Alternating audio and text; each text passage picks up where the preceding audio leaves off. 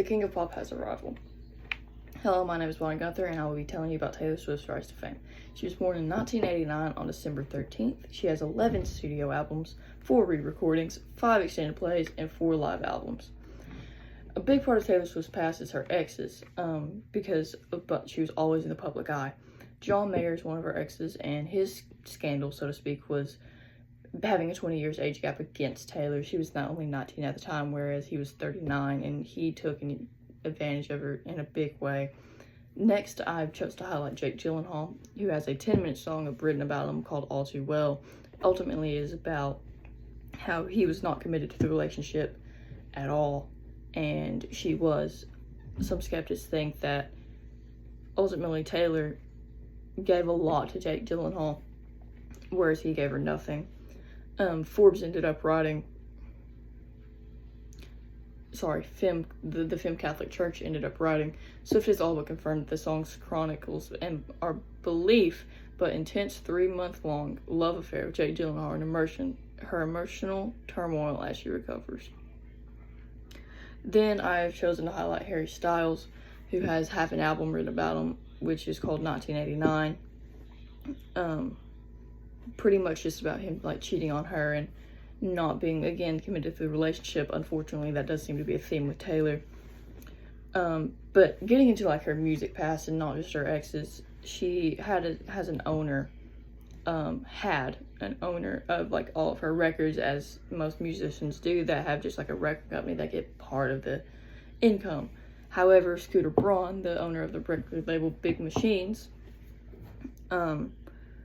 decided to not give her any of her rights to her masters, therefore causing her to re-record 4 of her albums so far, and ultimately she will end up recording all 6 of them. So Scooter Braun was not a very good guy.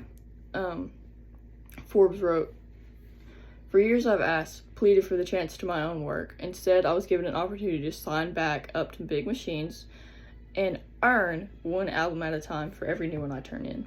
Ultimately, Taylor decided not to do this almost like scandal, because she knew that she would, for every album she turned in, she wouldn't own that album that she just turned in, so she decided to go the route of like re-recording everything. Another one of her big scandals is with Kanye West at the 2009 VMAs. He ended up getting on stage and pretty much mocking her because Beyonce had one of the best music videos of all times, which is the category Taylor Swift won, was for the best female music video. American Songwriters writes, "That's when Kanye came onto the stage and says, 'I'm really happy for you. I'm gonna let you finish.' But Beyonce had one of the best albums of all time." And then Beyonce is seen to mouth, "Oh, Kanye." And then the Queen Bee was shocked at this, ultimately later inviting Taylor back up on stage to finish her speech. However, that doesn't excuse what Kanye did. This event with Kanye ended up leading to the release of Reputations. Before the release of Reputations, though, she blacked out all of her social media and pretty much vanished from the face of the earth for, I want to say, 3 years. Rep was like her big comeback so far, and she's been going ever since. Then you have the Start of the Eras tour, which is one of, if not the biggest tour ever in history. She's already played over 150 shows with 30 more left, so a total of 180 shows.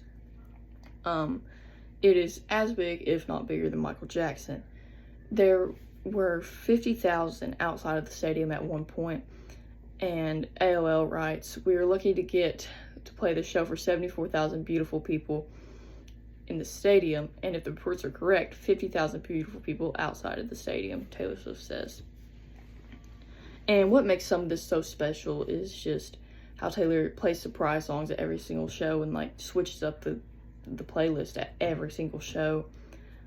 What really sent Taylor Swift over the edge for being bigger than Michael Jackson was when Forbes wrote, "The Eras Tour has become the highest grossing concert film of all time, beating a record previously set only by Michael Jackson." Thank you for your time, and I really hope that you find an artist that you love as much as I love Taylor Swift. Thank you for listening to Taylor Swift Rise to Fame.